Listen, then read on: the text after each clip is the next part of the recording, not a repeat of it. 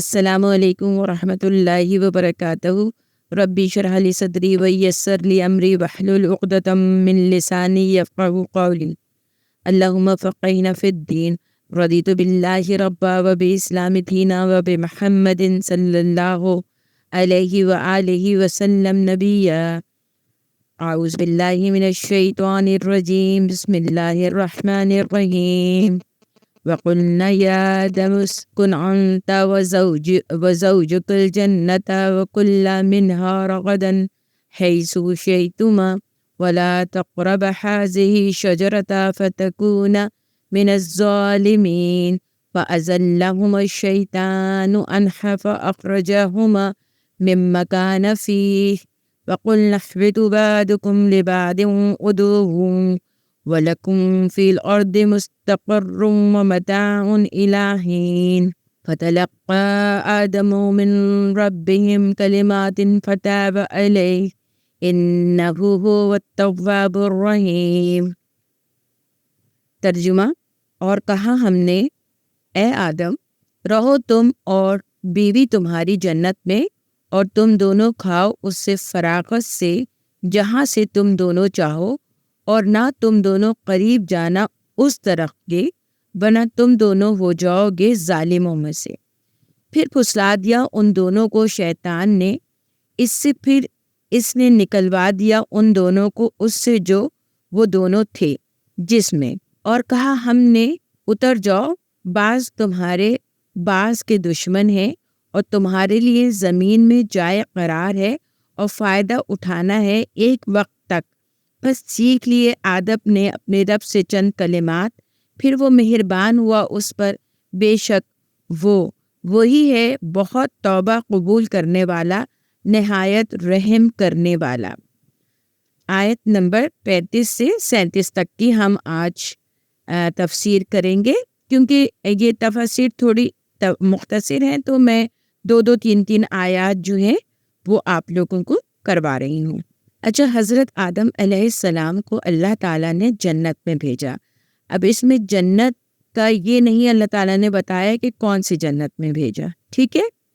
تو اس میں ہم بات نہیں کریں گے کہ بعض اوقات ذہنوں میں یہ خیالات آتے ہیں تو یہ متشابہات میں سے ہوتا ہے، تو اس میں ہم بحث نہیں کر سکتے کسی بھی کہ کون سی جنت میں بھیجا، جبکہ اللہ نے نہیں بتایا ہمیں کہ وہ جنت کون سی ہے۔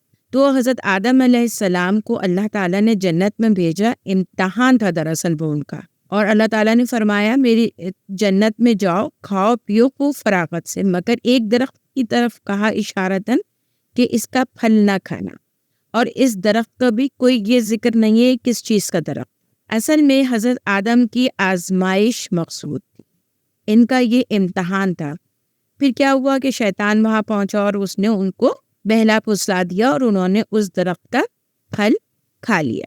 اچھا، اب اس میں آپ یہ دیکھیے اللہ تعالیٰ نے اشارتاً ہمیں بتا دیا کہ ہر چیز تمہارے لیے حلال ہے مگر کچھ چیزیں حرام ہیں، یعنی وہ درخت جو تھا وہ در حقیقت حضرت آدم علیہ السلام کے لیے حرام قرار دیا گیا تھا۔ اور اس آیت سے ہمیں یہ بھی کیا بات معلوم ہوئی کہ شیطان ہر وقت ہمارے ساتھ ہے، وہ ہر وقت ہمیں بہلاتا پھسلاتا رہتا ہے، وہ ہمیں غلط کاریوں کی طرف راغب کرتا ہے، غلط کاموں کی طرف راغب کرتا ہے۔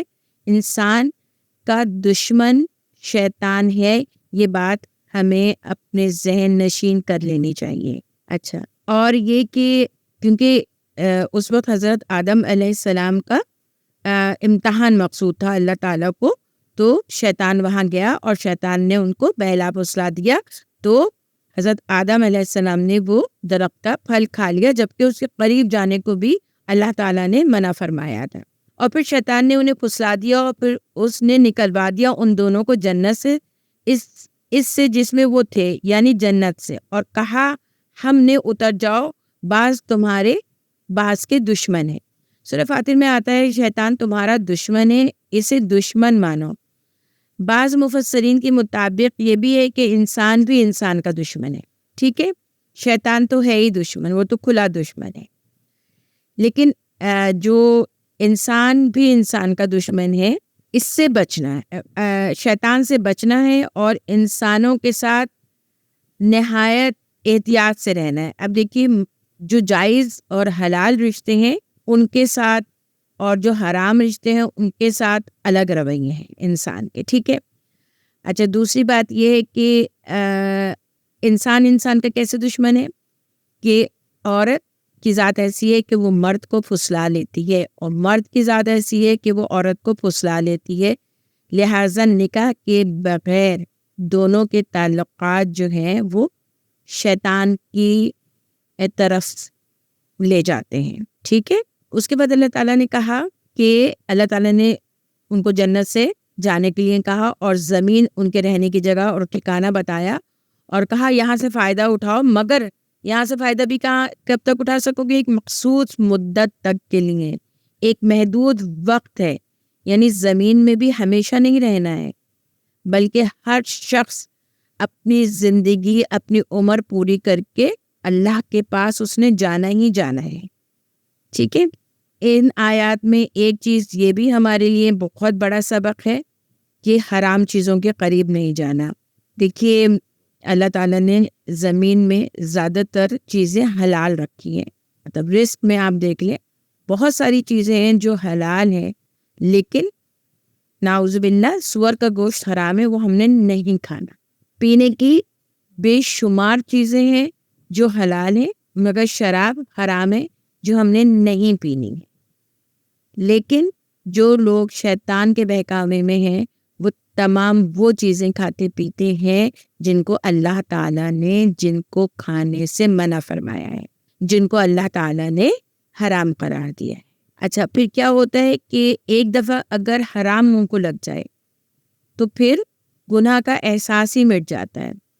یا ایک دفعہ کوئی بھی شیطانی کام لگ جائے، جیسے اگر آپ ایک دفعہ جھوٹ بولتے، ٹھیک ہے، اس پہ تو آپ کو ندامت ہوگی، لیکن اس جھوٹ کو چھپانے کے لیے پھر جھوٹ بولیں گے تو اس وقت کیا ہوگا؟ آپ کا گناہ کا احساس ہی مٹ جائے گا، آپ کا یہ احساس ہی ختم ہو جائے گا، حرام کی طرف آپ اس قدر چلے جائیں گے. تو اس کے بعد کیا ہے کہ آیت نمبر 37 میں ہے کہ حضرت آدم نے اپنے رب سے خیر کے کلمات سیکھے. ٹھیک ہے.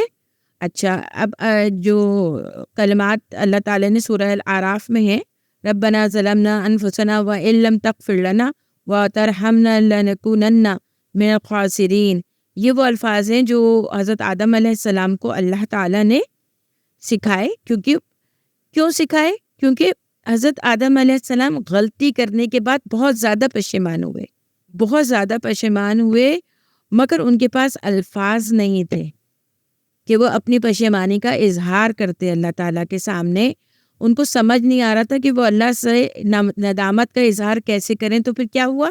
اللہ تعالیٰ اتنا رحیم و کریم ہے، اس نے ان کو وہ الفاظ سکھائے، ان کو بتایا کہ کہو اے میرے پروردگار، ہم نے اپنی جانوں پر ظلم کیا، اگر آپ ہمیں معاف نہیں فرمائیں گے اور ہم پر رحم نہیں فرمائیں گے تو ہم خسارہ پانے والوں میں سے ہو جائیں گے.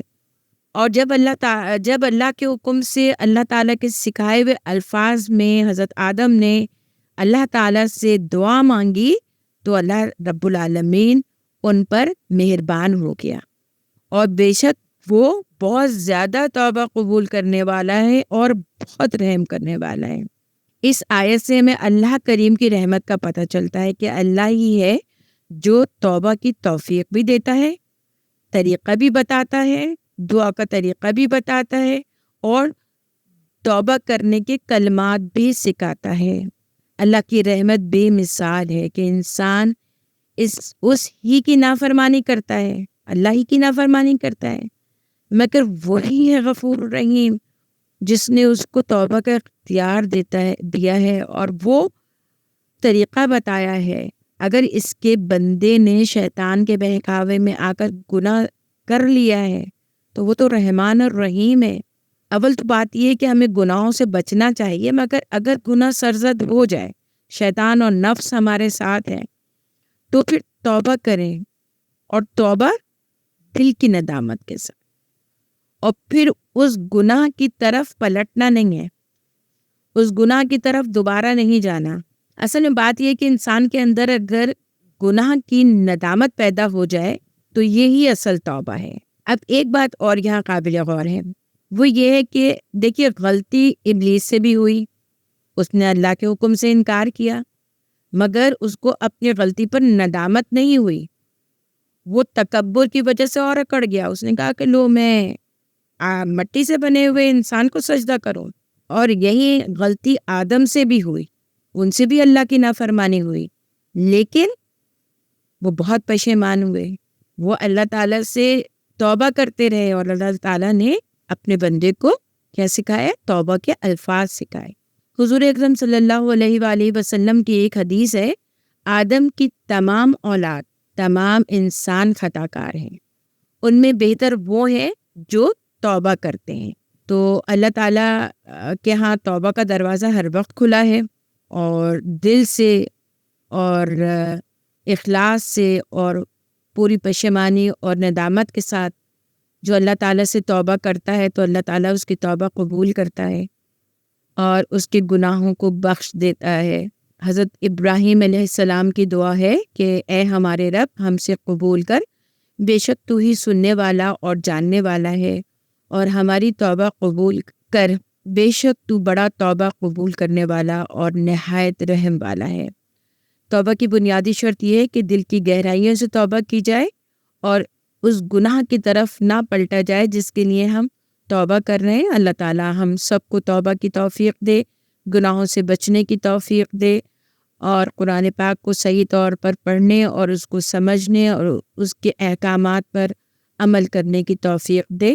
آمین ثم آمین۔ ربنا تقبل منا انک انت السمیع العلیم۔ السلام علیکم ورحمۃ اللہ وبرکاتہ۔